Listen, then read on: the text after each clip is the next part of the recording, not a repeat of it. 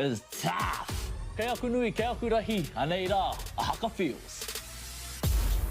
Ours just make sure that everyone knows who we are. Te whāinga matua, kia rangatira te tū, kia Whanganui te tū. Hear my brother say, stop. I want to win. I want to win. Let's go! Anei Ahaka feels, te mihi atu nei.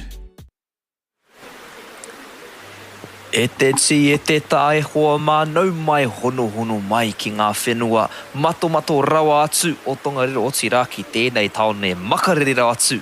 Arā ko Ohakune ki tēnei o ngā kēmu whakahirahira. Tēnei o ngā kēmu hikarawa atu kei Whanganui ngā kura rangatira e rua nei. O Tirā ko Feilding High School rātau ko te kāreti o Matamata. Kia ora everyone and welcome in to the lush pastures of Tongariro. That is to this freezing town, it must be said, of Ohakune, to this exciting and important fixture between two proud schools, Feilding High School and Matamata College. My name is Toby. Nōku te maranga nui, nōku te waimari e ki te mātakitahi tēnei kēmu. Me koutou katoa e hono mai nei ngā kokona e whā o Aotearoa Whanganui. It is my privilege to be watching this one alongside all of you joining in from across Aotearoa. These two teams e whawhai ana mō taua tūranga tuarima. Kua tai mai tātou ki tēnei te whiore o te tau nei, o tēnei wāhanga o te tau. Nō reira ko enei ka kēmu katoa e tino whakahirahira. Kia tau wai e ngā tūranga hei te mutunga o tēnei o ngā wāhanga o te tau. This game, the first of the playoffs for positions from 5th through to 8th. As we come towards the tail end of the season, an important time for both these two teams as they fight for positions as we arrive to the end of what has been a fantastic Central North Island Secondary Schools campaign. Nō reira, ia tātou e tatari ana mō ngā tima e rua, e titiro atu ki ngā tima e rua. As we wait for the two teams, let's have a look at the two teams. First and foremost on the side of Feilding High School. Ko ngā pau e rua, the two props, Ngata and Air, with bros in hand, Gay Wainga, Hawker and Ren Koraiwa, ngā Kaifitiki, the two locks, Tuncliffe, Anapu Burke and Tyrell, Viliamu, Tuncliffe and Anapu Burke, Takuaroha, the 6-7-8 combo, Tyrell and Wallace McLeod, the 9 and the 10 Dixon, Malaysilia, Raka, Kuruyabaki and Vukago, forming out the remainder of that back line. Mete Pai on the bench, Goodman, Fakava, Brown, Copsey, Beezer, Nagel and Hammond. Me tō rātou kaiako and their coach, Justin Locke. O tirā ki te taha o Matamata. Naiti Katabua, Hauraki and Keenan make up the front row. Collins and Pollard, ngā raka e rua. West, Wilson, Swap, the 6-7-8, Sherrard, Waru, the 9 and 10. Naiti Katabua, that is Oni Naiti Katabua on the left wing. Rapana, Richards, Goodwin, Loveridge. Ko rātou te toinga o ngā paumuri, the rest of the back line. And then ki te pai, De Costa, Clothier, Mana Edwards, Horn Johnson, Milne, Tuhakarania, Koukou, and Kerr. Me o rātou kaiako e rua, Logan Allen, Raua, ko Richard Waru. Takura e te whānau. Kua whiwhiwhi kē, kua whakawhenemu kē ahau i ngā oro puare me ngā oro kati o ngā reo e rua. And my apologies e te whānau, already getting my Māori and my English consonants and vowels mixed up. Not easy to switch between the two, so if I roll some R's or some O's, kia ngāwari mai e te whānau. Engari e nei tima e rua, e nei kura e rua, e rongonui ana i Aotearoa mo o Raua Puna Hawhatupōro. Kua puta mai ētahi o ngā memo, te kapopango mai i nei kura e rua. Two teams famous for their footballing, their rugby systems, I should say, both producing All Blacks. Ki te taha o Feilding High School. The Whitelock brothers, Aaron Smith, ētahi o ngā tauira o mua. Tira ki te taha o Matamata College, Warwick Taylor. Tētahi mema o taua tima nā rātou te kapu o te ao tuatahi i toa Warwick Taylor from Matamata College, one of the members of that famous 1987 World Cup winning side. No reira no mātou, no tātou te maringa nui ki te mātakitaki I ēnei o ngā whitu o a pōpō, ki o tātou tiwi o tātou rorohiko. It is truly a privilege to watch all of these stars of tomorrow. Ngā kapa o pango, o ngā tau e hareake nei, the All Blacks of years to come, live and on demand. No reira, me mihi ka tika kia Māori Plus whakaata Māori, e pāpāhoa nei ēnei ke mu katoa. O te kore utu hoki, mei kore ake rātou, e kore ēnei pāpāhotanga, ēnei rikotatanga, e tuku atu kia koutou katoa. No reira, e kore te puna o ngā mihi he mimiti kia rātou katoa.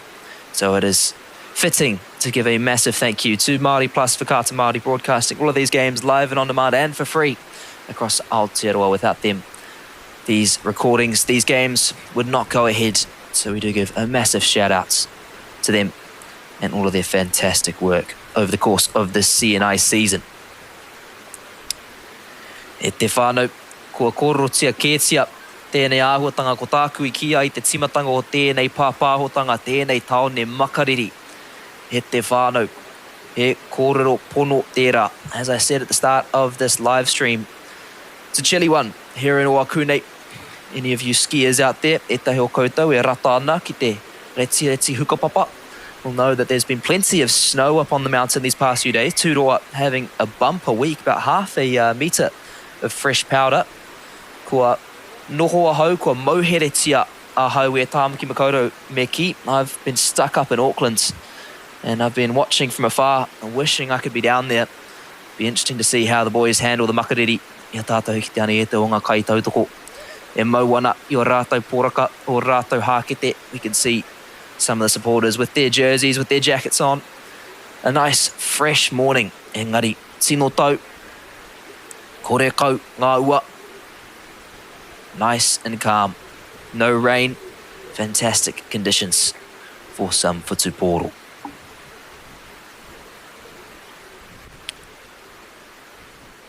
Ia tātou e tatari ana mō ngā tima erua.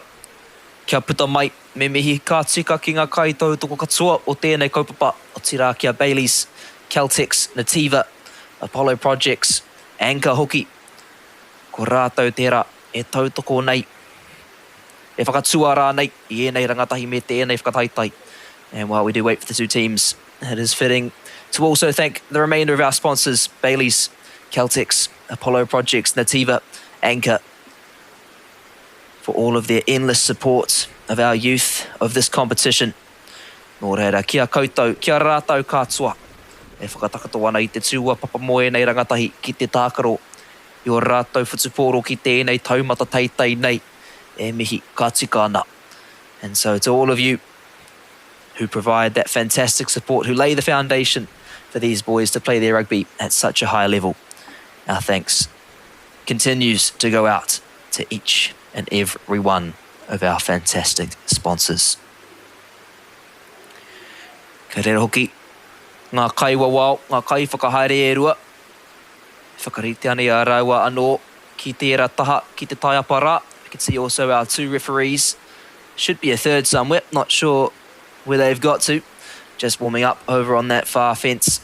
Ko rātou tērā, I etahi wā, ka whiwhi rātou I etahi whakatoi me ki. Mai ngā kai tautoko, mai ngā tima e rua ki te papa. Engari ko rātou tērā, te tua rā, te tua iwi me ki o tēnei hākinakina.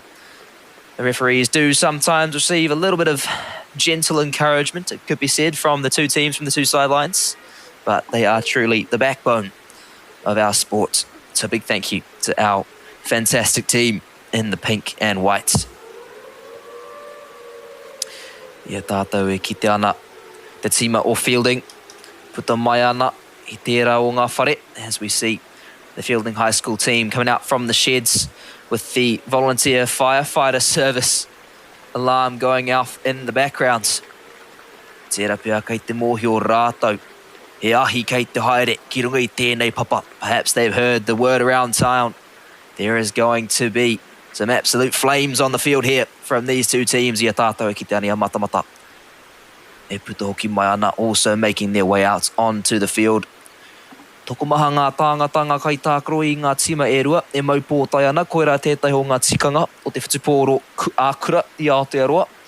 E te wā ka eke, ka ea, I te tauira tētahi nama o ngā kēmu ka whiwhia I tētahi pōtai. You can see plenty of players on both sides wearing those ceremonial caps, one of the fantastic traditions in first 15 rugby here in New Zealand. When a player achieves a certain number of games, they receive one of those ceremonial first 15 caps, a real treasure for players across the motu. Engari me wahangua hau I nai anei. I'm going to shut up here at the iwi. Let the rambling end as the two teams prepare to lay down the challenge, the haka. He āhuatanga motu hake. He tino taonga tēnei e hoa mā. This is a unique tradition to Aotearoa. One full of pride, full of energy. Nō reira e te whānau. Koi nei te wā, kua tai mai te wā. Kia areare mai ki e nei tima e rua. E hararu mai ana I Ohakune.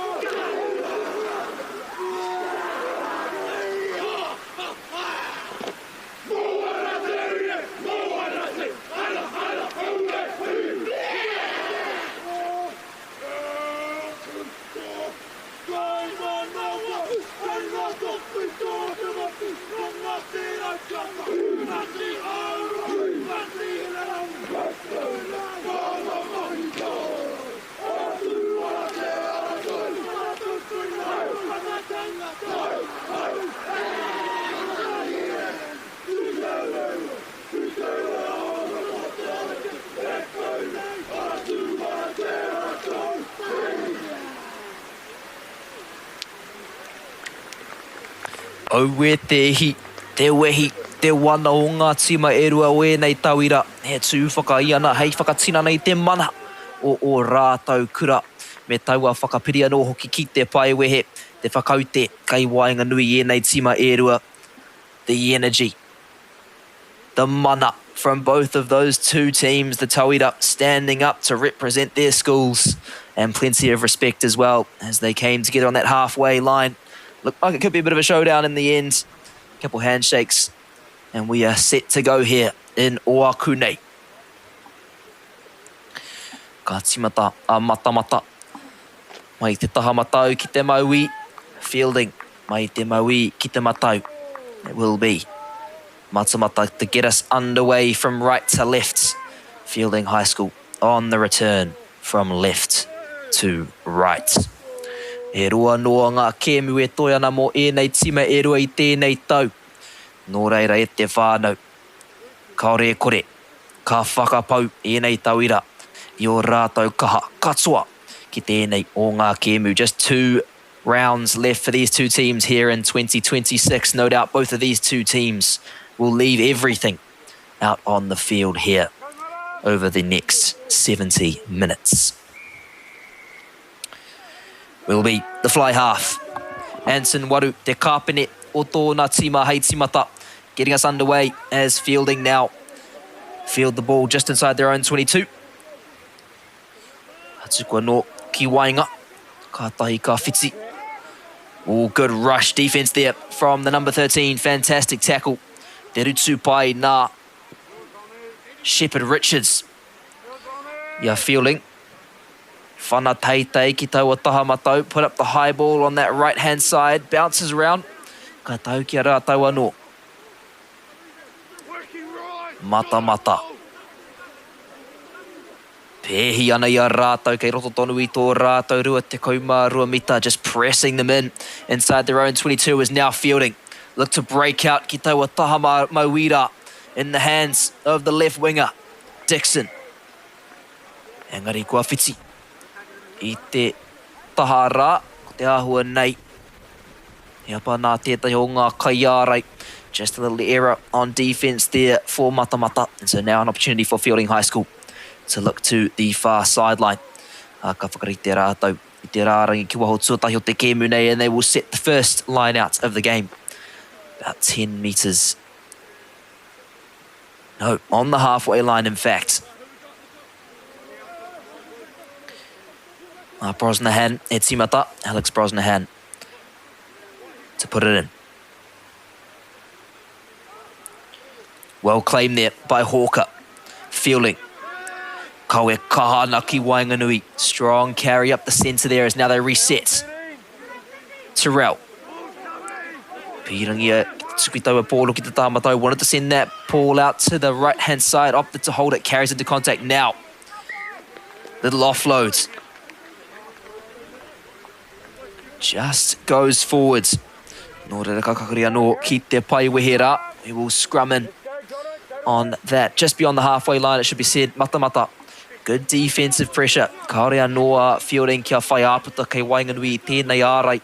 Tēnei pātū.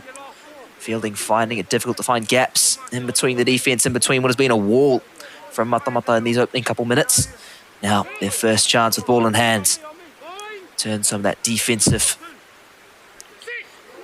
work into attacking pressure.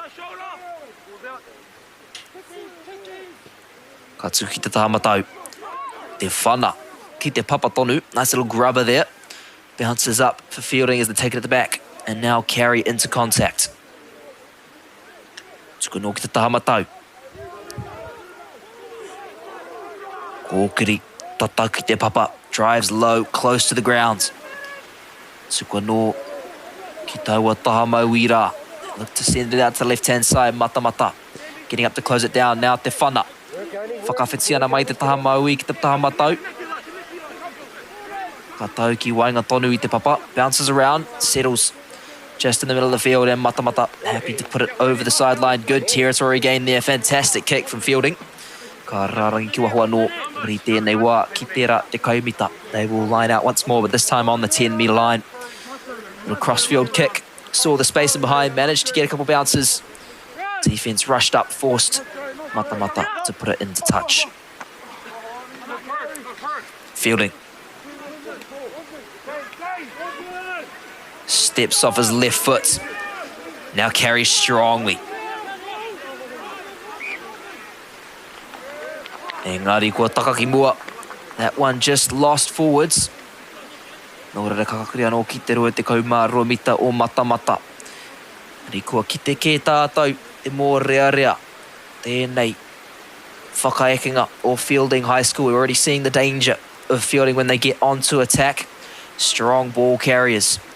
Kauaua ki te whakatsui a rātou. Difficult to stop when they get that momentum going.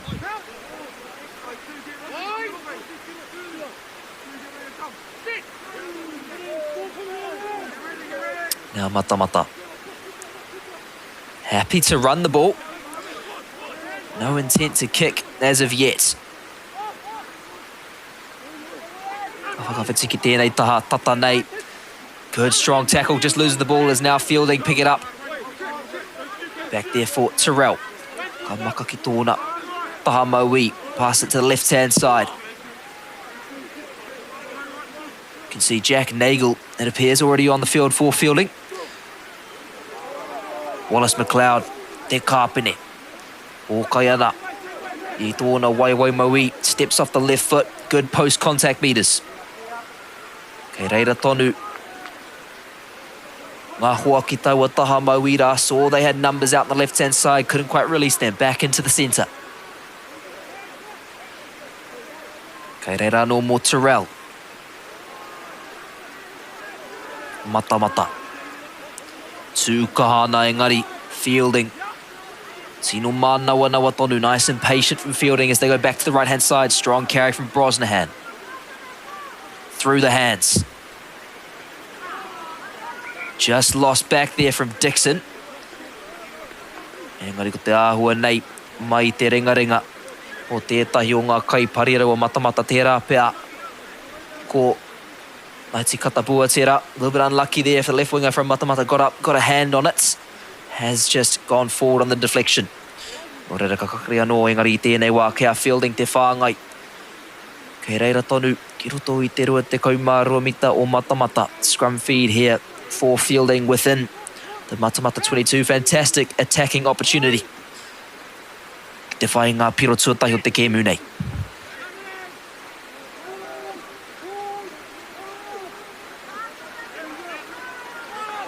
Just dribbles out for Matamata. Looked like Feilding had a good shove on, but in the end it does come the way of the side under a bit of pressure. Te kimi me te kōkiri, pick and go. Kei reira. A Wallace McLeod ki muri. Thought they were going to go for the clearing kick to the left-hand side. Instead, they switched the play over to the right. Find space down the back. Kāri rātou I whai I te tahara. Can't find the sideline. And now Feilding breaking away back up that left-hand side. Ka hoki anō ki te rua te kaumārua mita. Engari. Te āhua nei ka rutuhia ki tu o te rainara. Looks like it's just been tackled beyond that far sideline. So with Matamata once more. Dangerous kick there up the centre. Feilding looked to bring it back along the wing. But now Matamata. O kōkiri ana. Ko tahi atu ki te raina straight to the line as he drives forward, and now Matamata once more. Gonna speed up that play.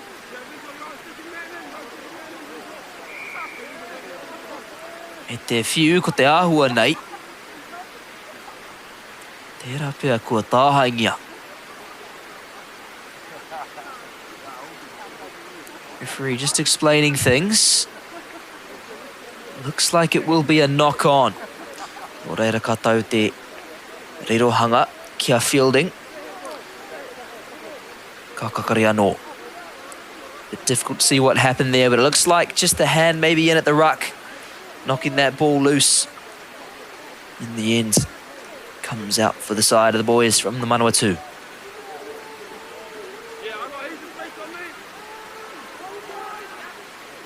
Strong scrum. Kōkiri pai tērā, kakari pai tērā nā Feilding. Tukua no ki wainga. To keep shifting it to the right-hand side. Wallace McLeod does well to get it away to Lukago.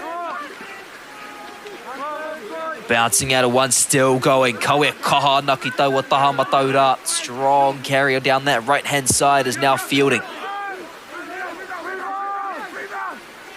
Kawai hoki ngā paumua. They'll leave it to their forwards to drive up. Now the backs get a chance with ball in hand. Breaks one. Offload. Kei reira ngā nama ki te taha MAORI. Another offload on the grounds. Fantastic handling here from Feilding.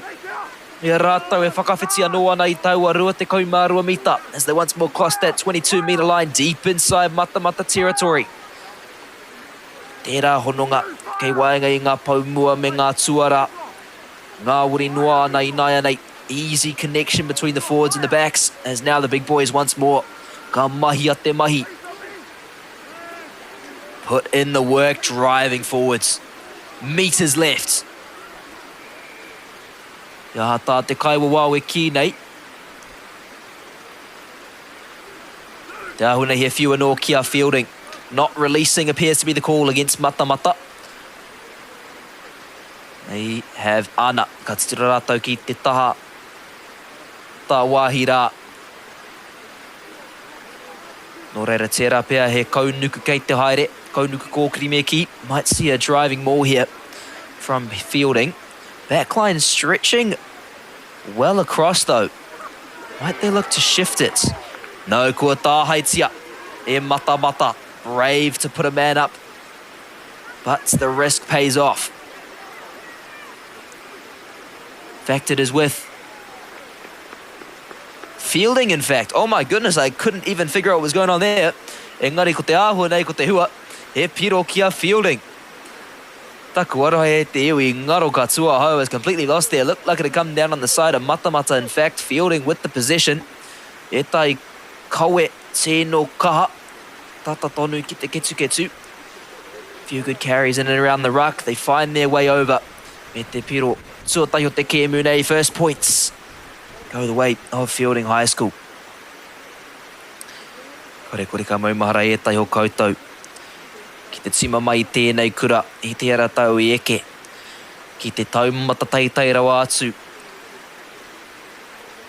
May remember last year, the team from Feilding High School made it all the way to the very highest points of New Zealand Secondary Schools Rugby. Te kemu whakamutunga o te top 4, the finals of the end of season challenge between the 4 representatives from the different regions. Went down in a good battle in the final. As the kick goes up.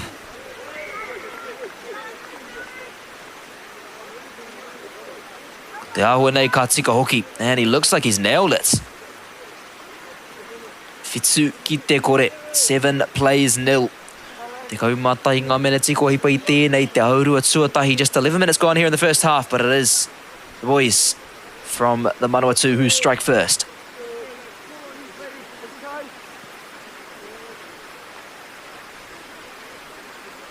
Matamata, ka whakatau rātau I rātau anō. Just settle themselves here. Hakatimata anō, mā te pūtu. The number te kau, and we'll get underway from the boots of the number 10, Anson Waru. Good kick, finds some space. Ka pirore, tataki ngā pau, rolls its way down close to the post. A great clearing kick from Feilding High School. E tū e hoa. Ko te kāpene. Tūharakia Wallace McLeod from the try line all the way up past halfway. Turns a bit of pressure into some reasonable field position.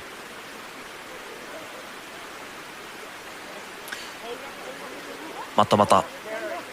Mautonu ana I te rirohanga. They maintain possession as now. Tsukua no Kiwainga. Shifts it through the hands. Strong carry there. Te ahua nei nā te pauroto. Patrick Keenan. Co-captain. I ngana na ki te whakakā. I tōna tīma looking to spark his team here as now. Waru. Tsukua no ki taua taha mataura. They'll send it out to that right-hand side once more. Now straightening. Sherrod. Kokia no ki tōna tūranga tika back in his right position. Engari I reira tonu. Feilding. Hei tāhai. As they get the steal. Fantastic work over the ball there. No reira ka. Tsukua no rātou I te pōro ki te haurua o Matamata. They'll once more send that ball down within Matamata territory. No respite here for the boys from the Waikato.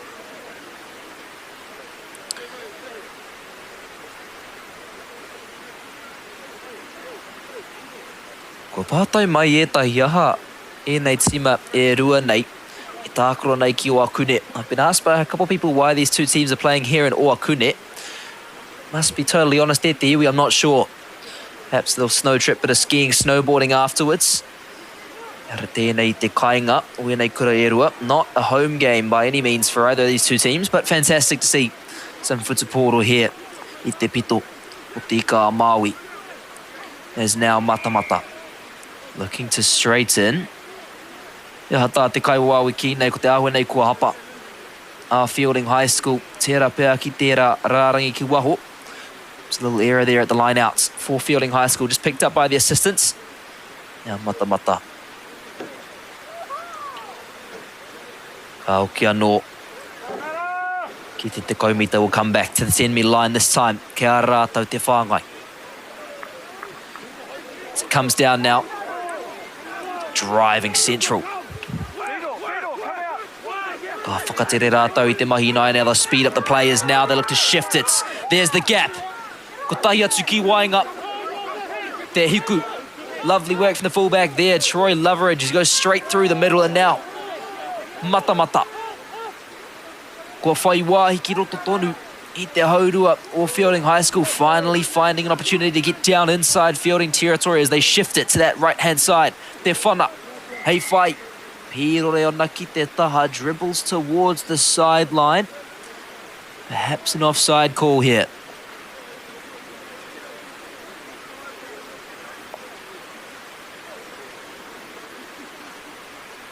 Kare te tino mōhio, he aha te taunga. Not 100% sure what the referee's called, but it will be another chance for Matamata College to advance.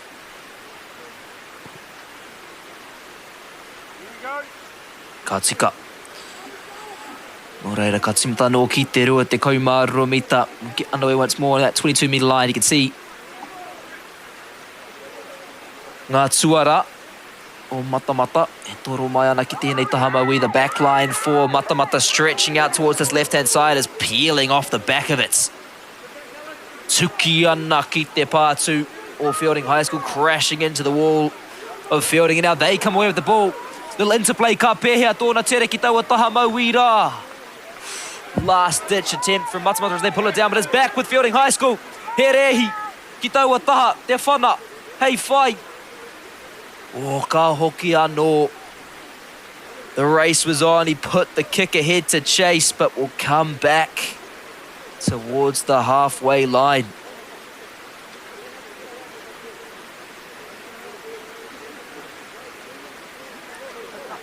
Kaiwa Wau says that ball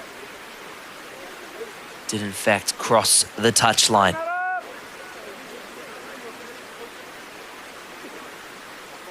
So Matamata. Rātou e tuku. They will send it in.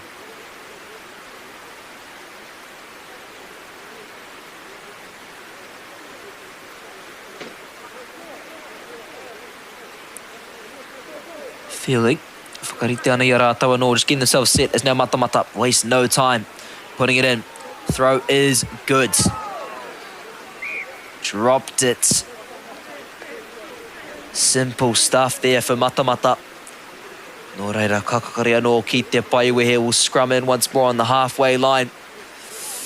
Mani kare kore ka hōha tērā. Mo o rātou kai koherua. Bit of a coach killer. Just couldn't quite go to hands in that possession. Once more with Feilding.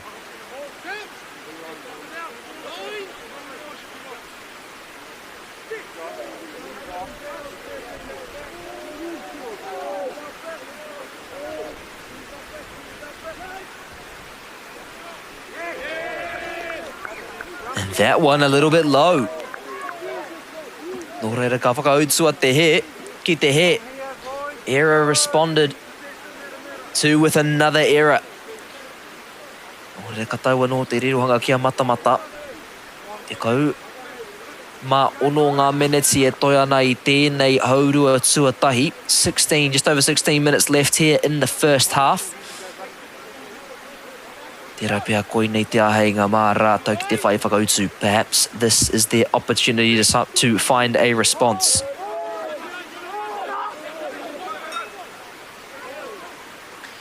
Stepping off the right foot, now offloading. Kare tō tika anō, straightens.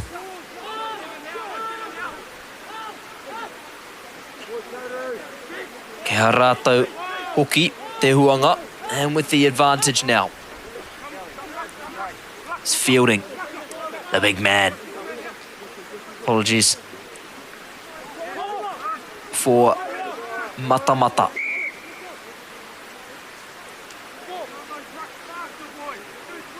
Kia tūpate te iwi kia Jono.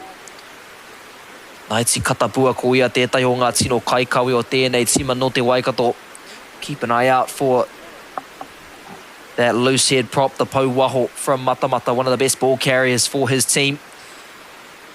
Ka kawe ka whawhai tonu ia tai noa ki te mutunga o te kēmu nei. He will carry strong and he will fight for the remainder of this 70. Constant threat Ia tētai tangata. Kua wharatia. Ko te mana ko nei he mea moru i tinoa. Just an injury break here. Hopefully nothing too major. Nō reira hea heinga i nai nei mō ngā tima e rua ki te hui anō. Paku wānanga huri tāu i ngā mea o ngā minutes I ko hipa. Chance the two teams to get together. Have a chat, reflect on the minutes that have gone. It looks like we are good to go once more. Mā te hiku. Te nama te kaumārima, Troy Loveridge. Send it towards the sideline.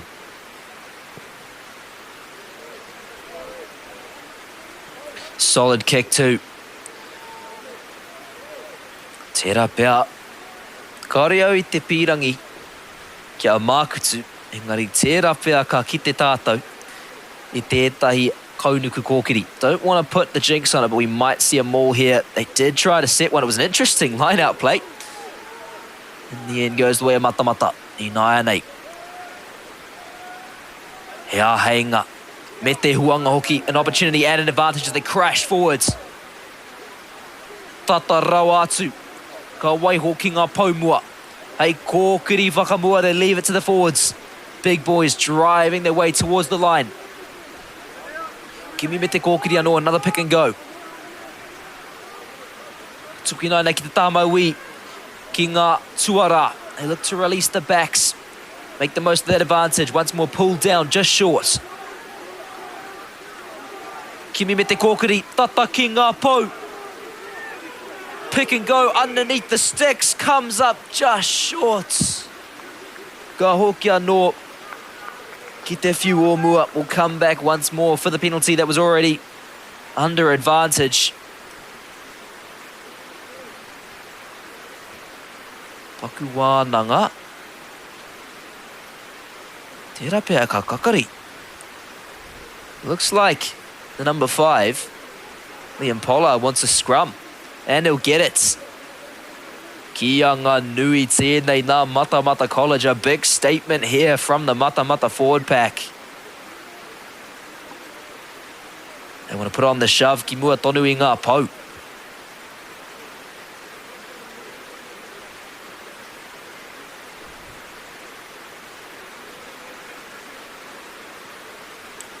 Kai wawau. Whakarite nei ngā tima e rua.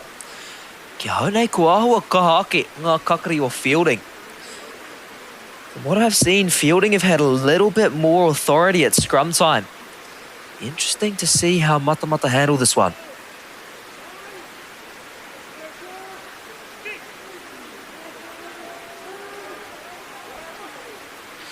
And now they send it to the left-hand side in the hands of the taitapa.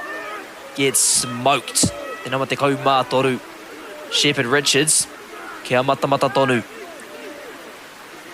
As Max Swap carries it up now. Tukwanoki Wainga kia hauraki. Back into the centre. O te kaikape. Kua whai te taha nei tō rātou reo I nai nei. You can hear the sideline has found their voice. Matamata can sense something here. Ahua whakaapapana ngā whiu. Penalties just starting to stack up. They will take the tap and go through. Hauraki. Tino tata. Ko tahi noa te meta e toi ana. Ka tukua noa ki te pauroto. Keenan, te kāpene. Ka waiho ki ngā paumua. I'll leave it to the big boys. Mahi ana I te mahi. Kimi me te kōkiri anō. Another pick and go. Kei reira ngai. Nai ti katabua. Pīrangi ana I te poro. Wants the ball. Can't get it. Getting over. Held up.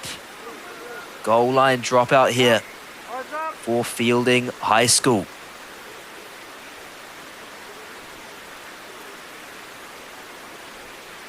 Paku wānanga. Te kaiwa wao. Kia Wallace McLeod. Just a quick discussion between the referee and the captain for Feilding. It's penalties starting to mount. Engari, mehe ngeru.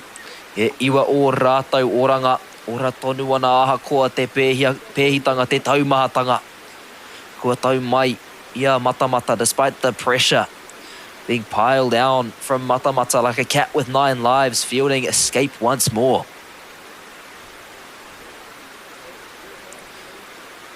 Rua te kaumatahi ngā meneti kua pau ko tahi anake te tarai. 21 minutes gone, just the one try separating these two teams. It's been a close contest. Physical battle. Engari te kaumawha ngā meneti tonu e toi ana. Te kaumawha tonu ngā meneti e toi ana me ki kia tika te wete reo. Tēnā koe, taku kai ako. Mō Matamata ki te whai whakautu. Still 14 minutes left for Matamata to find a response before the halftime break as Feilding look to go deep with the dropouts. And now Matamata carry it back towards the 22. Tukuno ki tēnei taha maui nei. Te pau waho, strong carry. From Keenan, te kāpene. Whakatau i rāna. Making an example for his team is now Waru. Kāpene tuarua. Katuku kia Loveridge. Kei reira no mo Sherrard. Maiti katabua kia hia ngā kawe. Nā taua kai tākaro. How many carries we're going to see from that young man? That is Jono, Maiti katabua. Engari kua whiu, ko te āhua nei. Kaore noa hau kia ki te taua tohu. That's a new hand signal to me. I was not too sure what he's saying there. Actually, he has said something else, but it's been blocked by my team sheet. So, all of you at home, you know what's going on. Engari ko te hua. FU kia Feilding High School.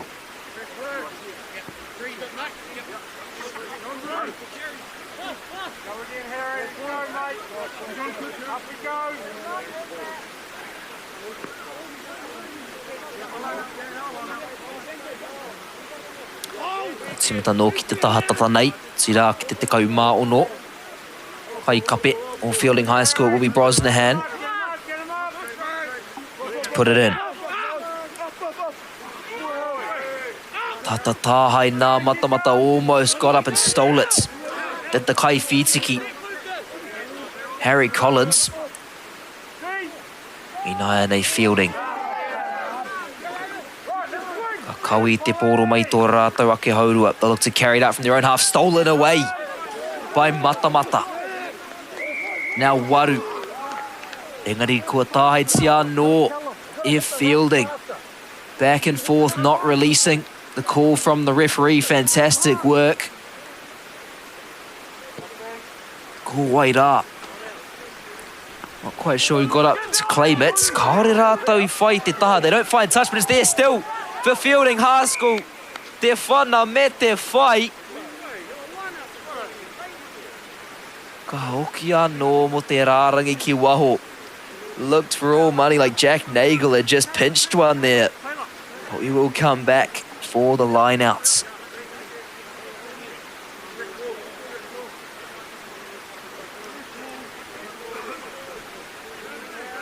No scoring, but no shortage of action here. Tukunoki Muri. And now space opening up for Feilding. E nui hoki o taua aputa I nai nei rātou. Tukunoi te poro ki Whanganui. Massive gap as they now look to send that ball into the centre of the field. Ka hoki anō ki te taha matau nei. Shifted back to the right-hand side. Kua tāhaingia. Stolen away by the kai whitiki te namarima. Heads up play there from Liam Pollard. Feilding. Keenan. Te kāpene. Kei reira anō. Mo Sherrard. Maiti katabua. Sherrard ango. Looking to hold him up. Maul has been formed. Tino koi, tino kaha. Nā Feilding engari ai ki te kai āwhina. He rutu māhunga ke. Assistant says it was actually high. Thought for a second they managed to steal it there, but it will be with Matamata once more.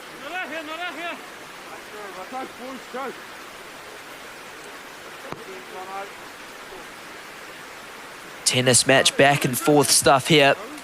Engari Matamata te kaunga minutes ia toi nei tēnei haurua tuatahi haha mā rātou I nai nei. What's in this one for them?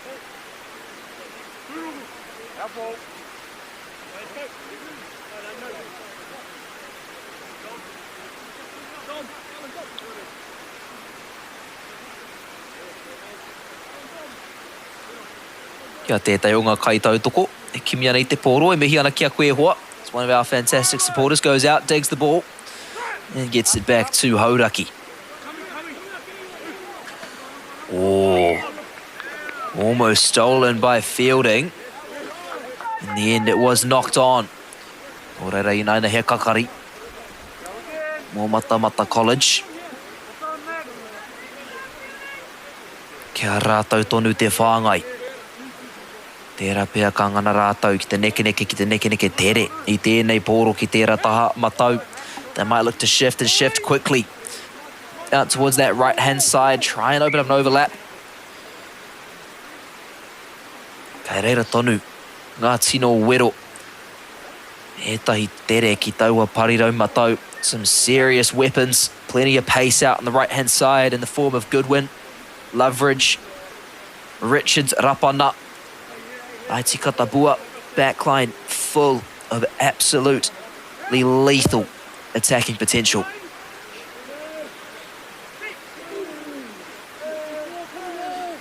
Ka tonu te kakari. Inai nei ka tuku ki taua tahamatau, and they do shift it out to the right-hand side. Fantastic call, commentator. Thank you very much. Is now Naiti Katapua. Te maka. Kia Goodwin. Engari ka tuku. Ka rutu me ki. Ki te taha rā tackled over the far sideline. And it will be back with Feilding.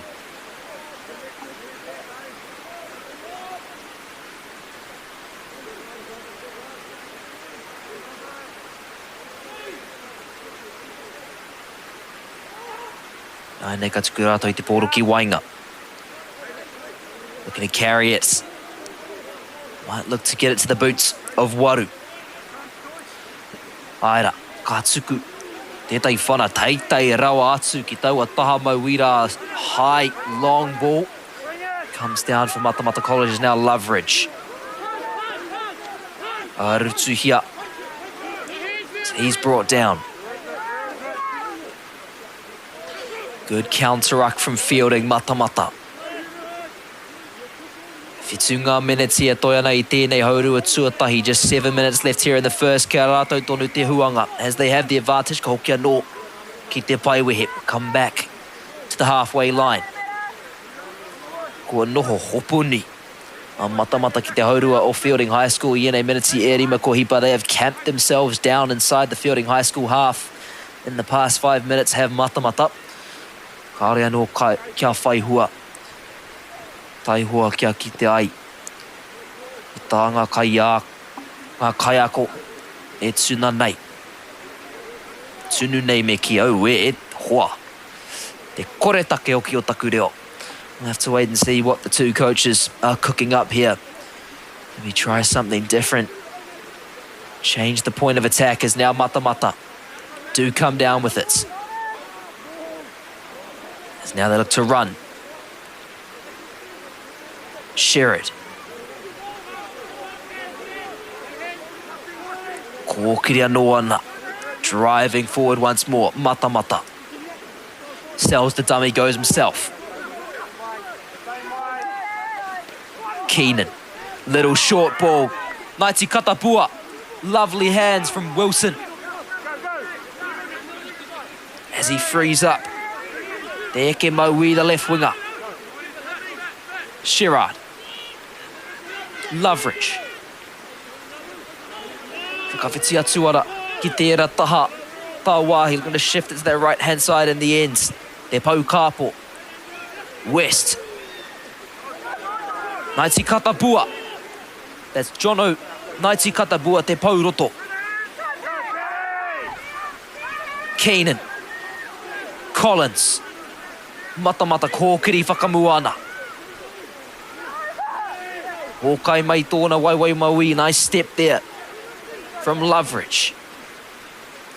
Te kaunua ngā mita e toi ana inaine, now just 10 metres out.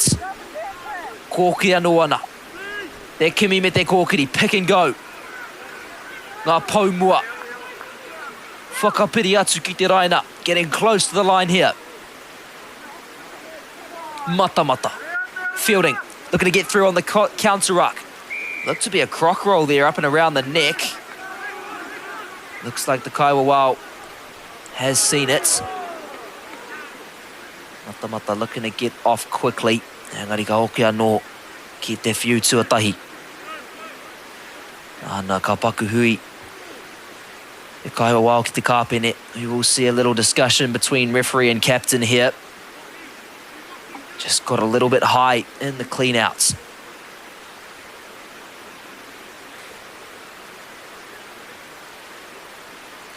Te ahua nei e whakatūpatonoa, perhaps just a warning.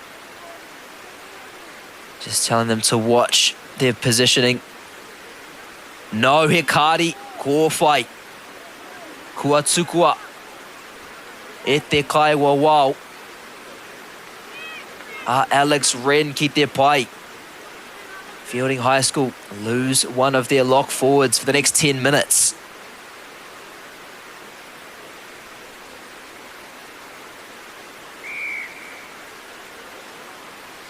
Rārangi ki waho kao. They can opt to just tap and go rather than setting the line out as Matamata. Atukua no ki taua taha matau. They look to shift it out to the right-hand side. Good take above his head. Resets. Kei reira, Arapana. Kimi me te kōkiri anō. Another pick and go. He whiu kia Feilding. Right when they needed it most, Feilding High School get up and force the penalty. Man in the bin. Ka tai ka tuku rātou I te pōro ki te tahara, and they'll get it out over the far sideline. They survive. And they get to the half-time break. E tuana mā te whitu ki te kore ki rungi a Matamata College. Nō re te whānau. Ka pakifika tātou. We will take a quick break. A brick quake. Oh my goodness. Kei te aha hau. Engari kau e tāwahi. Ka oki a mai a kua nei. Ki Ohakune. Kei te ngaro haere au ki roto ki tēnei ao Pākehā. Ko tā te waka ma he whakakaha I taku hononga ki te ao Māori. Ka whaitake aku whea ko Pauri, hei whakamana I taku ana mata. Mā tō raura ki MāORI Plus. Well, I can't wait any longer. You know my love is on fire. Oh, yeah. Come on and give it to me. Funding is a real challenge. We know that a lot of schools face that ongoing, and the reality is if you go to a lower decile school in New Zealand, you are less likely to be able to afford to participate in sport.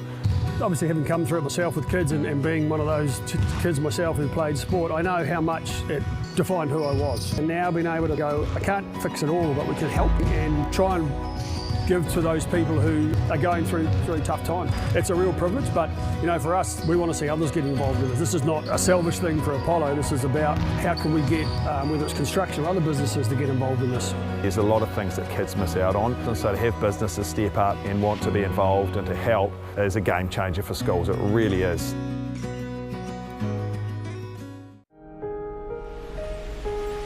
What makes Bailey's altogether better? It's the energy we bring to every home, every commercial property, every investment, every development, and every farm. Because when the energy is right, you can feel it. Bailey's, altogether better. You might know us as rugby players. Or that out-the-gate couple that pop up on your socials. But what you might not know, holy shit, we're about to have a baby. We need help. You need help, I'm alright. Sheree and Gillies ki MāORI Plus me whakaata Māori. Hey! Sport is about more than just the game. It's about going from teammates to best mates. It's the high fives and helping hands. It's learning when to back yourself or back your buddies. It's actually being excited to get out of bed early on a Saturday. Sport is about more than just the game. That's why Caltex is proud to help fuel school sports. The forest should never have been taken off this steep hill country that's eroding, and it makes absolute sense to afforest those hills. What we're doing here is using the exotics to help that process get established. We're looking at a managed transition process where those pines are progressively thinned as the native understory establishes. We're trying to do several things here. Soak up carbon, establish native forest, and we're trying to improve biodiversity. You're achieving an awful lot with one program of activity. Hey, Tefano, look who's in the house. From the park to the city, stories told our way. Stream it, cast it, carry it with you. Download MāORI Plus on your devices.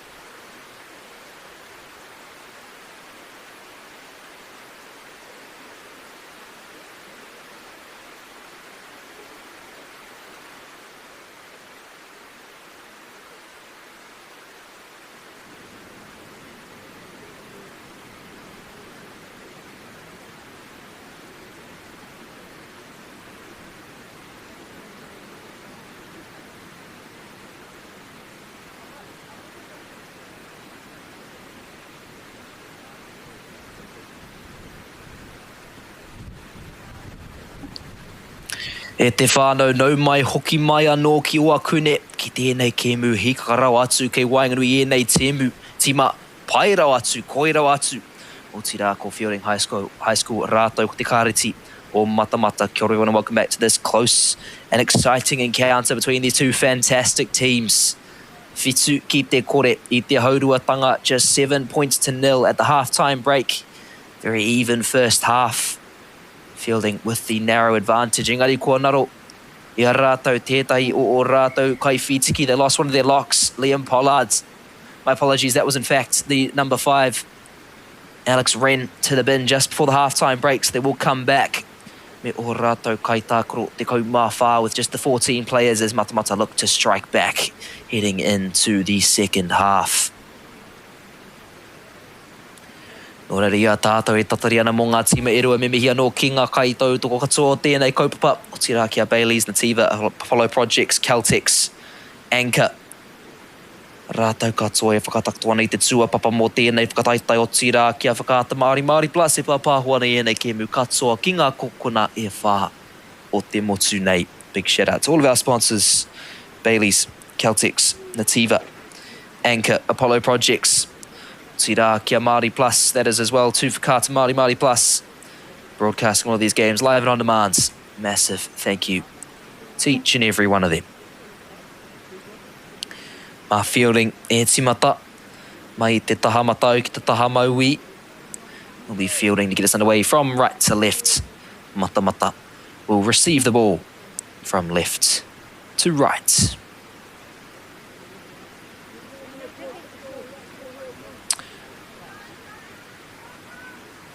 Te kaumawha plays te kaumarima. What can Matamata do with this first possession as the kickoff goes deep? Good kick, finds space. Titiro Matamata ki te tahata wahira. They'll look to that far sideline that goes out on the 22. So early field position here for Feilding. Good chance to press that lead.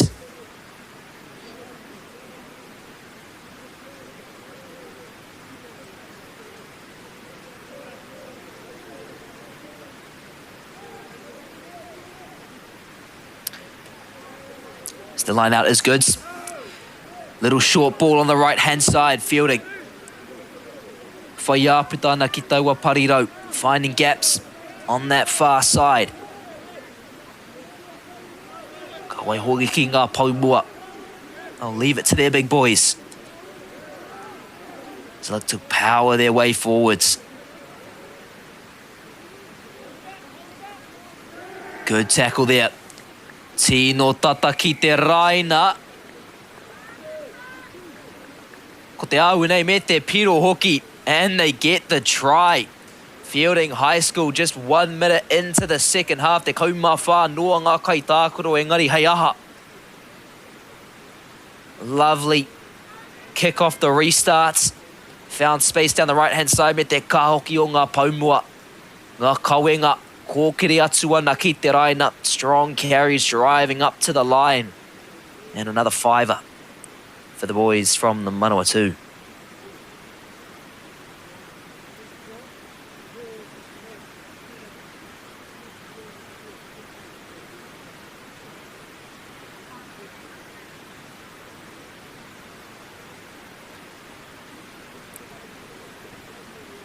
Whana whakau kei te haere. Conversion to come here.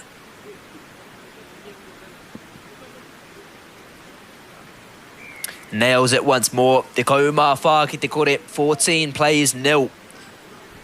Aua ohorere. Ahau, tira pia tātou katoa. A bit of a surprise. Feilding with the man down after a first half where points were hard to come by. Broken the shackles, I should say. Just a minute gone here in the second.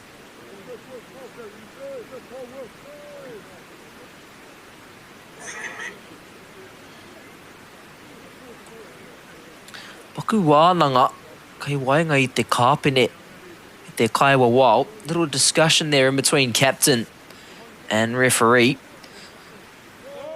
Te ahua nei kua rite ki te timata anō. Little trick play there from Matamata. That is beautiful stuff. Te whana ki te papa, little grubber kick. And recollected, but looked to be tirapea nai katipua. Naiti katapua, I should say. In the end, it is knocked on by Matamata College. Hei paku whakamaumahara kia koutou katoa. Te tokorua rā, Jono, Naiti katapua, playing as the Pou Waho and Oni Naiti Katapua. Te eke MΑORI, the left winger for Matamata College.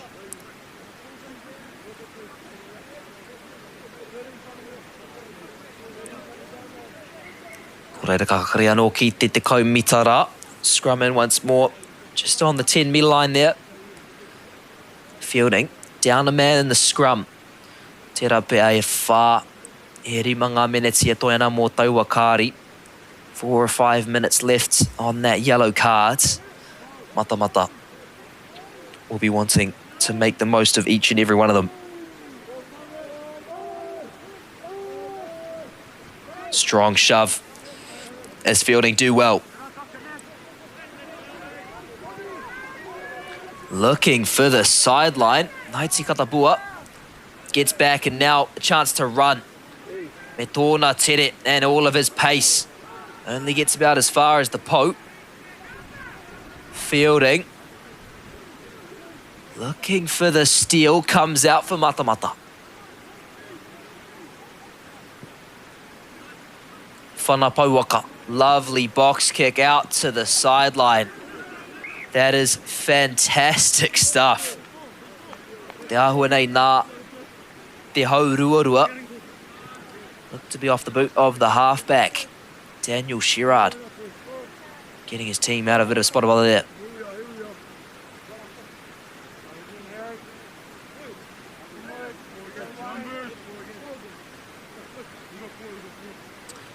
Feilding. Katsuku I te rārangi ki waho.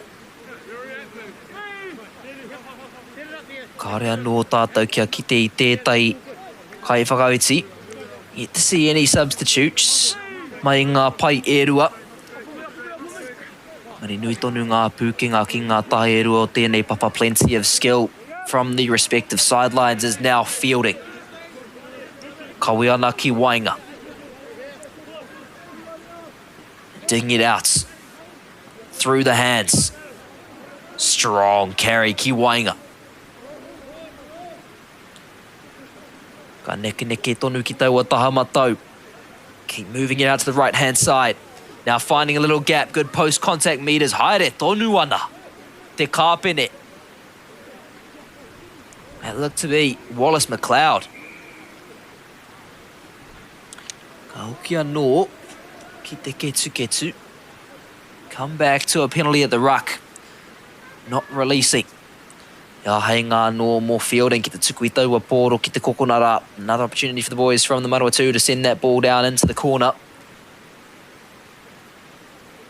Really press what is now a 14-point advantage. Just the 14 players, but looks to be all that they need at the moment.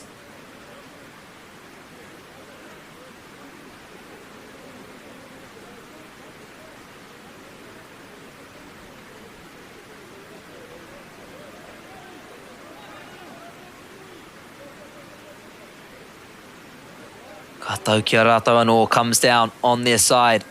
They lose a couple meters though.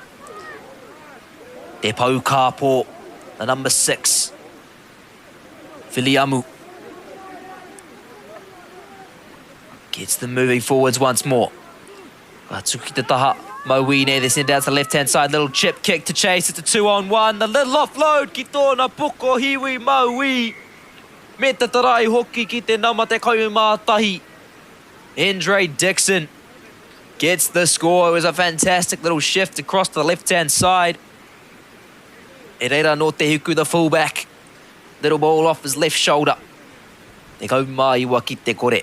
19 plays 0.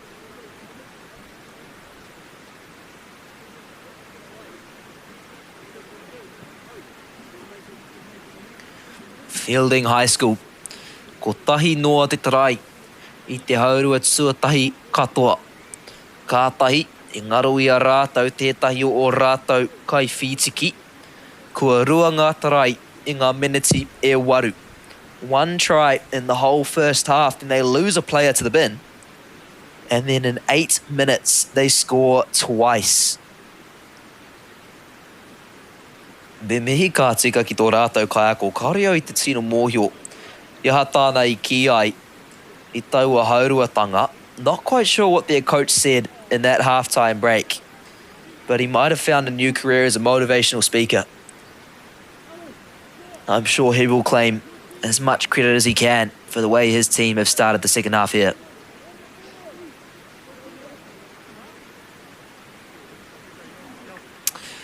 Ka timata noa matamata mai te pai wehe. Te kauma whetū tonu ngā minutes e toi ana. Still 27 minutes to go as we see substitutes on both sides of the fields. Tai hoa kia ki te ai ko wairaua. Tērā tokorua, ko uru atu ki te papa. To wait and see who the two players are who have made their way onto the fields. So that one doesn't go 10. Nō reira. Ka hoki anō ki wainga. We will return back ki te pito o te papa. Kaiwa, wow. Looks like another substitute. No, in fact, it is the returning number 5. Alex Wren back onto the field. Te nui o te wā, mena koe e whiwhi. E riru ia koe tētai kōwhai, whero kōwhai me ki. Ka noa whakamā, ka noa whakapāha koe ki taua pai I ato tima e raruana. Usually when you receive a yellow card, you go and you sit in a bit of shame on the sideline while your team struggles to hold things down. He's come back in and his team are 12 points better off. Not a bad result of that yellow. Kura tētai o ngā kai whakawhiti, Joe Beezer on for fielding. Also saw Dante Brown in the scrum there. Tā hunei kua haere a Terrell Raua ko Hawker ki te taha. Looks like the Hauruarua and the Kaiwhitiki, the number 4 for fielding, making way for those two substitutions.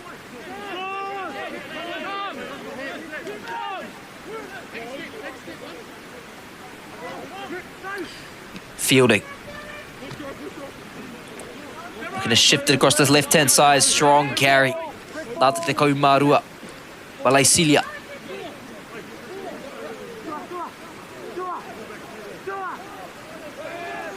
Now fielding. Skua no ki taua taha matau. Taha ki te taha. Neke neke ane ngā kai ārai. Nganana ki te whakatūwhiri e tai āpita kei Whanganui a rātou. Side to side, shifting the defence, looking to open up some gaps here. Now back to the left.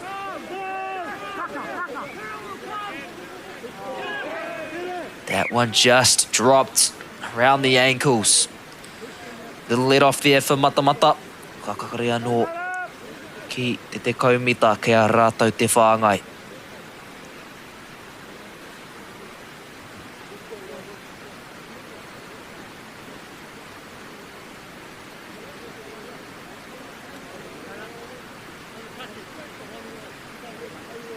Kaiwa wau, tohu wana, ki ngā tuara or fielding, just handing out some instructions here to the Feilding High School team. Looks like all is well.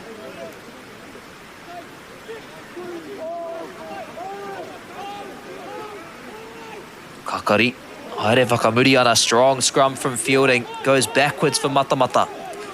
Now they dig it out. They go back for Loveridge. Low driven kick, perhaps wanting the 50-22. It made its way over to the sideline. In the end, I reira hoki Abukago. Me tōna tere ki tēnei taha mau Wine looks to keep it in field, does so now with Matamata. Bouncing around like pinball, comes away for the boys from Waikato.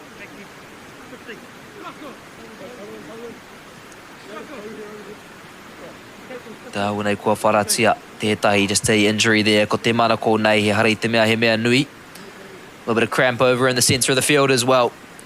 No reira ka pake whakatā. Kau mārua ngā meneti kua hipa I tēnei haurua tuarua. 12 minutes gone here in the second half.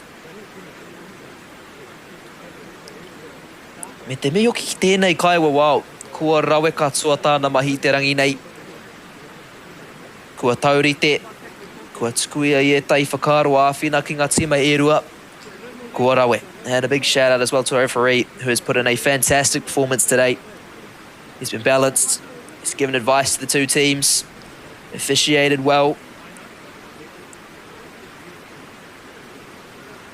Really fantastic. Not only refereeing, but mentoring for these two sides. Himiko Wanakiaya.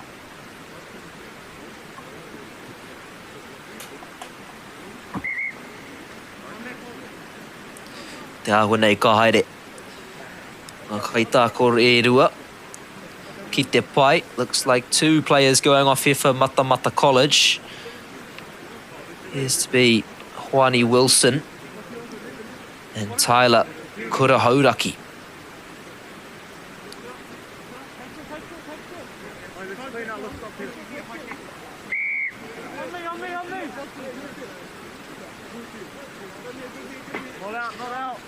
Ka tau te riruhanga kia Matamata. It will be Matamata ball as they send it over the sideline.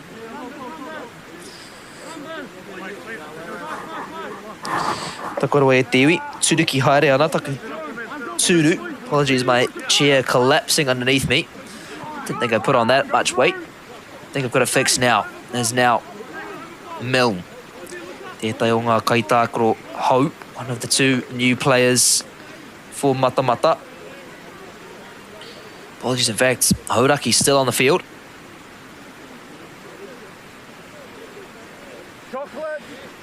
Tai hoa kia kite. Ko wai uru atu ki te kēmu. We'll have to wait and see who's made their way on. Hard to read those numbers when they're facing the wrong way. Wouldn't mind if someone could just ask them to give us a little spin. Engari ka kakari anō tatatonu ki te hauruatanga. We'll scrum in once more close to the halfway line. Apologies, that clock off by about 2 minutes.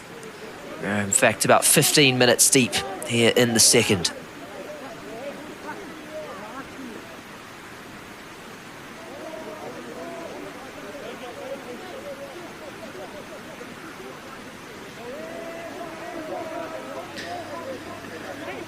Feilding. Tukua no ki wainga. Now looking to shift it. Just goes to ground, Karera no Te Hiku. Tōna tere ona Tino Pukinga ki tēnei tātata nei with all of his speed and his skill down the near side. And now fielding ki ngā ringa. O te pauroto in the hands of the number 18. Rawiri.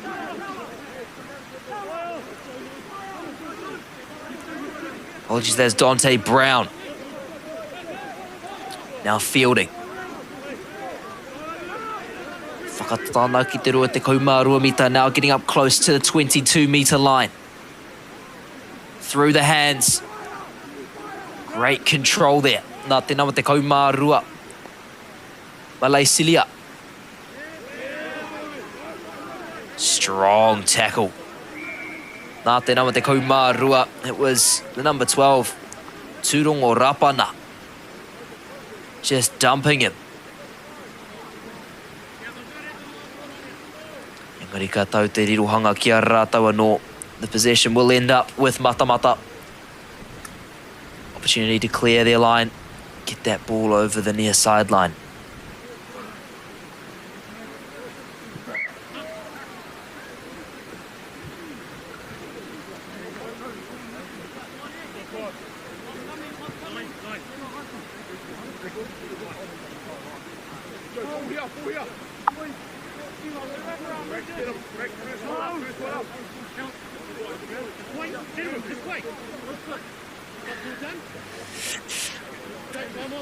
Ka timata no ki ngā ringa o Colton da Costa. Will whai wai ki te Kemui nai nei, the reserve. Kai Kape for Matamata College has made his way on and immediately gets the line out fee, but it's just dropped as they look to shift it back. No reira ko kia no kia fielding. Ko nui ngā kai whakawhiti mai ngā pai e rua. Plenty of substitutions from the two benches. So we see both coaches looking to the depth of their squads to try and get this one over the line. Matamata. Te kaumā ono ngā meneti e toi ana. 16 minutes left here. Wā tonu tērā kia whai rātau I ētai tarai. Still plenty of time for them to find some points. Engari te tuatahi. Me whai rirohanga. They need to get some possession. As fielding. Me te huanga hoki as the volunteer fire service sirens go off once more in the background. And now, fielding. Dante Brown, kua pukumahi ia.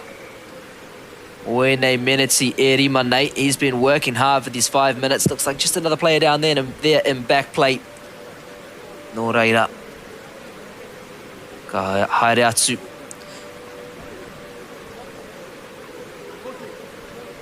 Ngā kai āwhina e rua. Hei tautoko iaia as the helpers from both sidelines come on to give him a little bit of support. Nō reira ia tātou e tatari ana. Me mihi anō ki ngā kai tautoko katoa o tēnei pāpāhotanga, o tēnei whakataitai. O Tirākia, Apollo Projects, Nativa, Caltex, Bailey's Anchor. Kia whakāta MāORI Plus hoki e pāpāhoa nei riko tānei tēnei whakataitai e nei Kemu Katsua.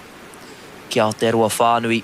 Special shout out to Anchor. I've said it in previous weeks. I was at a kaupapa pai ki te poro at a basketball tournament a few months ago. Anchor sent through some delicious primo samples. Tiakrete, koera taku tino. My preference is the chocolate one. Nō reira mena rātou e pīrangi tonu ana kia tuku mai e tahi miraka kore utu kia hau nei. If they're listening out there, Anchor, and you want to send through some chocolate milk samples, I do back myself as an expert in the subject matter. More than happy to help you out.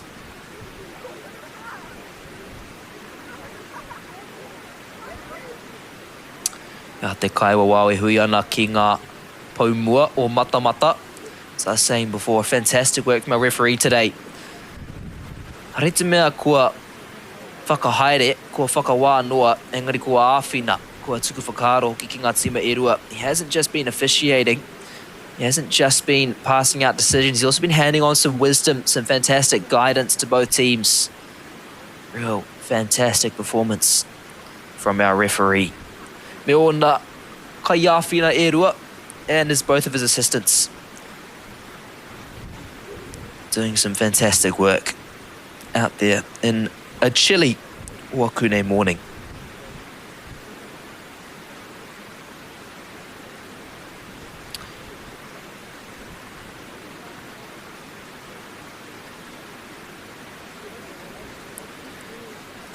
E te whānau kia hikaka koutou mō ngā wiki e haere ake nei.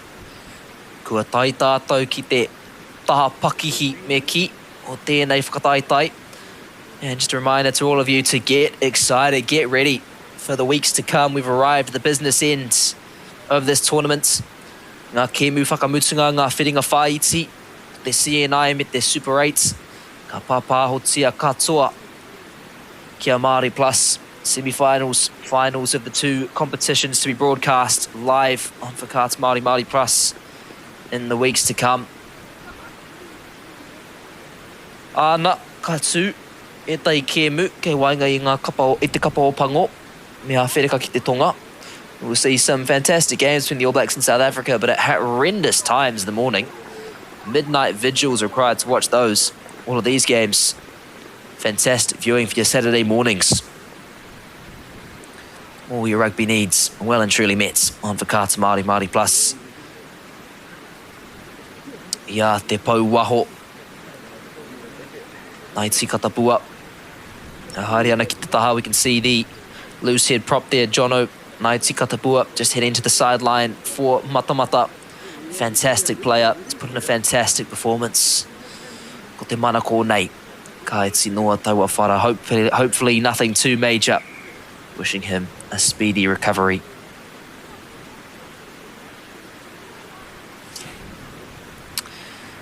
Is now fielding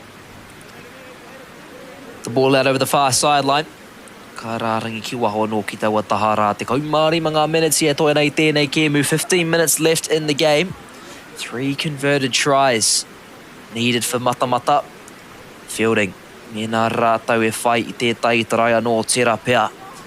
Ka nawhi tera. If they can find another try, that might be enough to secure the win.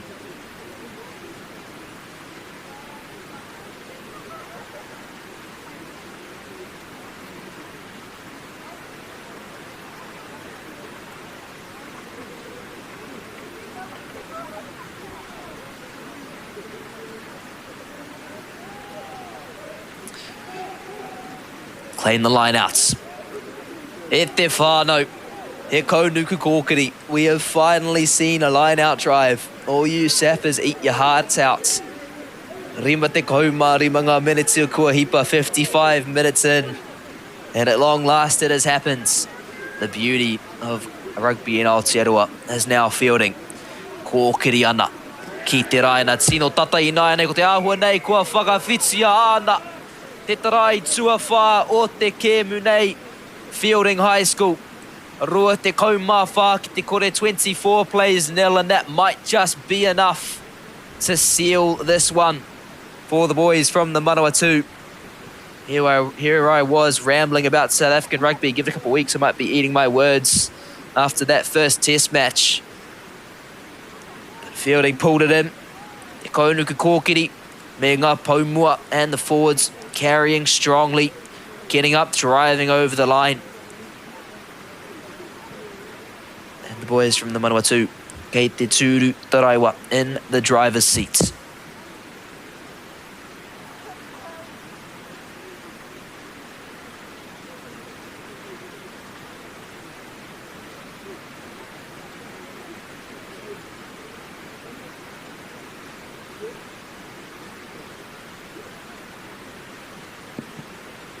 Kick is up. Ka rere ki te taha matau. No rere ka pēra tonu te tatauranga. Score remains the same. Kua rere ke Feilding I tēnei haurua tuarua. Whai muri taua kāri kōwhai. Completely different second half from Feilding High School. A new team off the back of that yellow cards. 17 points in 22 minutes. There's now Matamata. Tahi te kēmu e toi ana I tērā wiki, tērā wiki mea ki. Nō reira he mea whakahirehire kia whai rātou I etahi whakatena tēnei etahi hua pai. Nā tēnei kēmu. Still one more game left next week, so important they can find some encouragement, they can find some positivity from this game. I'll be looking to get every single last minute out of this one. Couple substitution as well. Hayden Kerr. By the looks of things, Rich and Clothier as well. Onto the field for Matamata. Just getting through and playing the halfback there. Gari ka hoki anō. Te whiu tuatahi will come back for the first penalty. And it will be Matamata ball.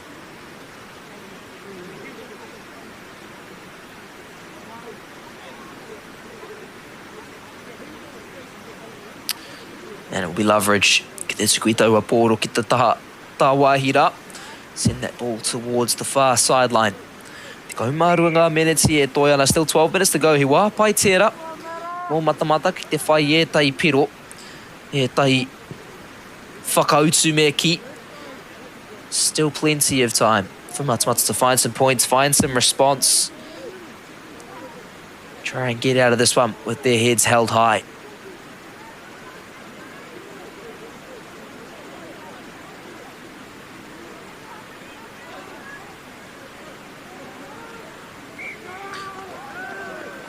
Throw not straight. Ka ki te oki te riri o Matamata. And you can see some frustration as well for the boys from the Waikato. As Feilding let off the hook once more.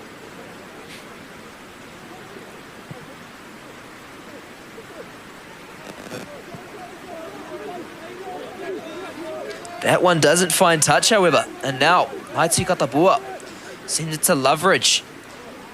Now, Matamata put boot to ball. Drive the kick down. Needs to just sit up a touch here, and it does. Feilding looks straight to the sideline.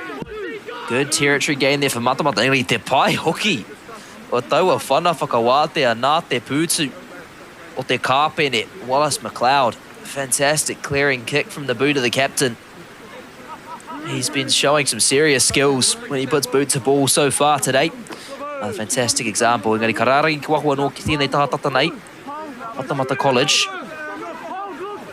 Kare rātou I te Momo wā, not wasting any time putting it in, and now they look to shift it. Straightening into contact was Hauraki. Had the advantage, however. Pirangi rātou ki te whakatere I te āhuatanga o te Kēmu Ināianei. They want to speed things up here as they go to the co-captain, Keenan. Digs it out, Katsukua no ki Wainga. Hauraki. E hia ke ngā kawe, nā te kaikape. Katsukua no I te pōro ki Muri. Looks to send the ball back. Just gets lost.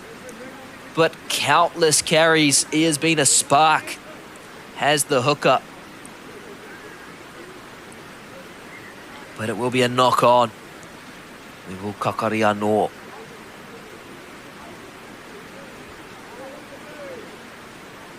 E rawa o kite I te toko maho o ngā tāngata kua tai mai hei tautoko I enei timerua. Lovely as well to see the number of locals who have got down here to support the two teams. Kua ki katoa taua car park ara, that car park full of cars. Plenty of local support for this CNI fixture. Strong scrum. Feilding get the shove on. To get the tahama taura. They've got a little bit of an overlap on the right hand side and they release it. Out on the wing, good hands. Herehi. Ki te tahama tau, te whana hei whai. Leading the chase was the namarua te kaumātahi. The ever dangerous Jack Nagel. In the end, it does just cross the sideline. But a good get out of jail there from Feilding as they make their way back down inside Te Haurua or Matamata.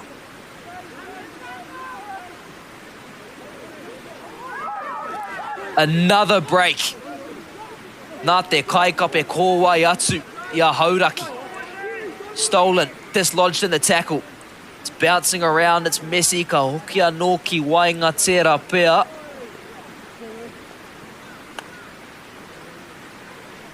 Ana, he kakari kia Feilding. Just the knock on. But goodness me, he's proving difficult to stop, I should say. Te kaikape, hauraki. Kua. Ia moene meneti, ono te kaumārua, kei reira tonu te ngao. He has been constant for these 62 minutes, but still no shortage of energy.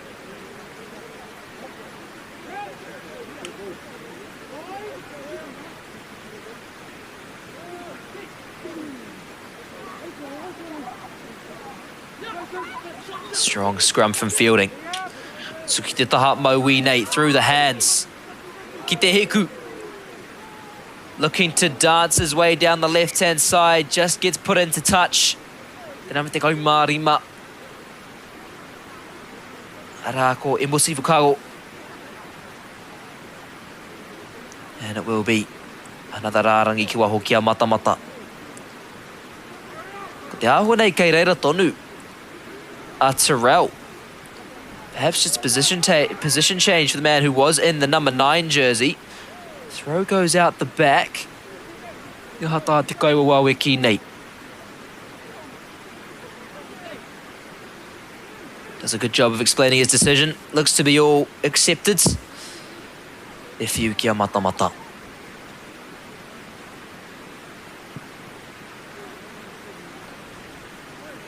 As Loveridge sends it out over the sideline.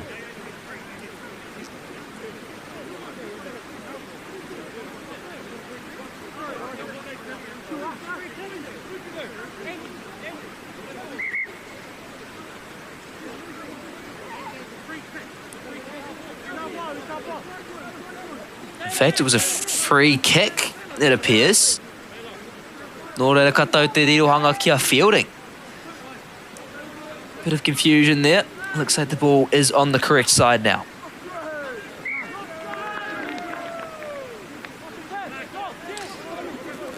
And another free kick. This time Matamata well aware of it, and they see the space in behind. Bit of a spiral bomb. Bounces around. Now they kick. Whanatei te rawa atu nā te putu o te hiku.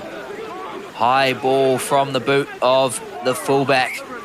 Proves difficult to control for Goodwin, and it will be another knock on. Te rapia te ngenge.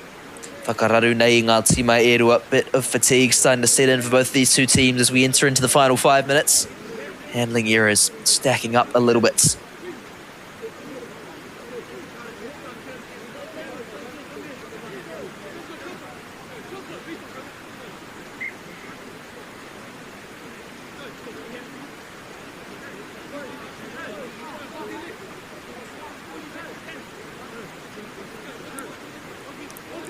Whakari te anō, te kakari.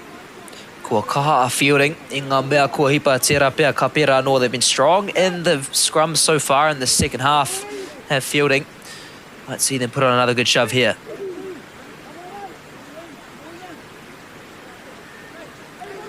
It does start to shift, and now coming off the back.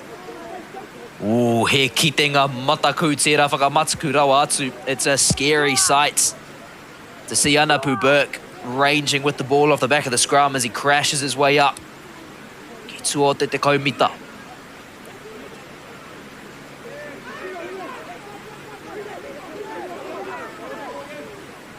Naia nei, Feilding. Utonu ana ki taua tahata wahira, keeping it on that far side through the hands of Hammond. Squinoki Wainga. Speeding up the players, now they look to shift it. A little bit of a wayward pass, finds its way. Ki ngā ringa o te toparua. Ara ko Malaysilia. Now Goodman. For a second like Hauraki had his hands on it, but now Feilding. Free it up once more. Kei reira ngā nama ki te tahamatau. They've got numbers out to the right-hand side. That's where they look to go. Tackle from Loveridge. Me te huanga hoki a ko te whiu. And they had the advantage and they will receive the penalty. Te ahu nei he whiu noa, perhaps nothing more. No, a knock on, in fact. So it will be he kakari anō kia Feilding. Kei roto tonu I te rua, te kaumārua mita o Matamata. E rua, e toru pēa ngā minutes I e toera I tēnei kēmu. Tērā pēa koi nei te mai whakamutunga.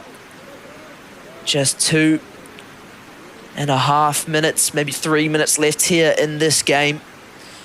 Could see one of the final plays here. Can Feilding put the cherry on top, so to speak?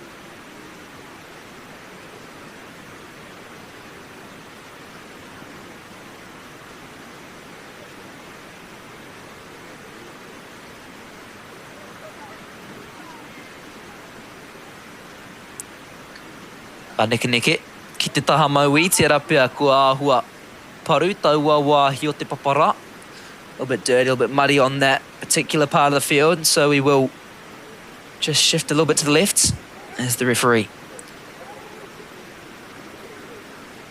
gives the signal to sit once more.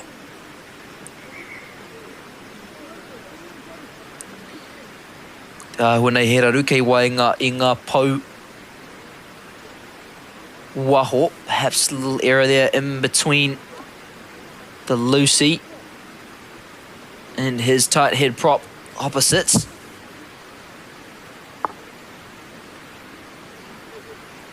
Kaiwa wau, tukua no ana I ona whakaro. Ka whakarite anō I a rātau anō.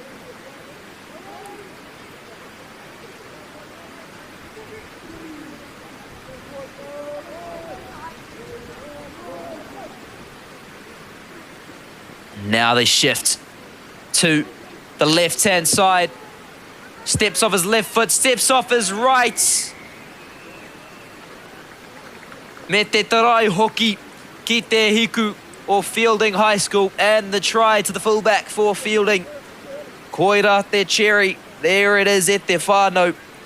He puts the full stop on what has been a fantastic performance by his team.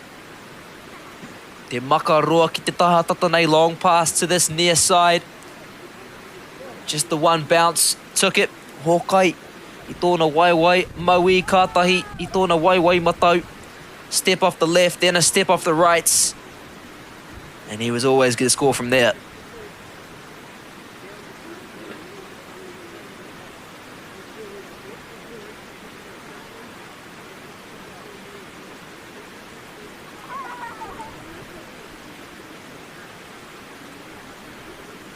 Whana whakau. Now Wallace McLeod goes up, goes over, beautiful kick. Ai ki te kaiwa wao, he waia toi ana kia timata no. Referee says we have enough time for a restart. Thought for sure that'd be the end of it, but it looks like Matamata will have one last opportunity to get some points here.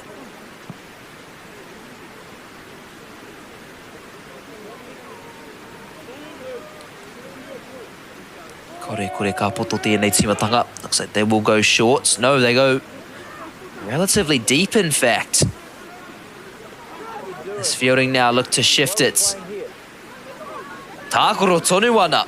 Te pātai mai te taha nei. Hiaha mātou tātou e tākoro ana ki tērā wāhanga o te papa. Question from the sideline, why are we playing there? Feilding went for it anyway, and that is the whakamutunga. Koira te whakamutunga o te kēmu nei. Kua toa a Feilding. Mā te rua te kaumaiwa ki te kore. 29 points to 0 in favour of the Feilding High School team. So we've just lost our camera there, but that is in fact the final whistle. The boys from the Manawatu do enough to get up over Matamata College. Rawe ngā tima e rua. Kua whawhai kaha a Matamata, engari I te mutunga kaha rawa a Feilding. Nō re te whānau koira te whakamutunga o te pāpāhotanga nei. That is the end of our stream. It's been a pleasure to have you alongside us this week. Still plenty of action going on across the Motu Super 8 CNI, and much the same hei Aotearoa wiki ni. Engari ko taubi toku inga noku te marenga nui. A, hei a te rauki.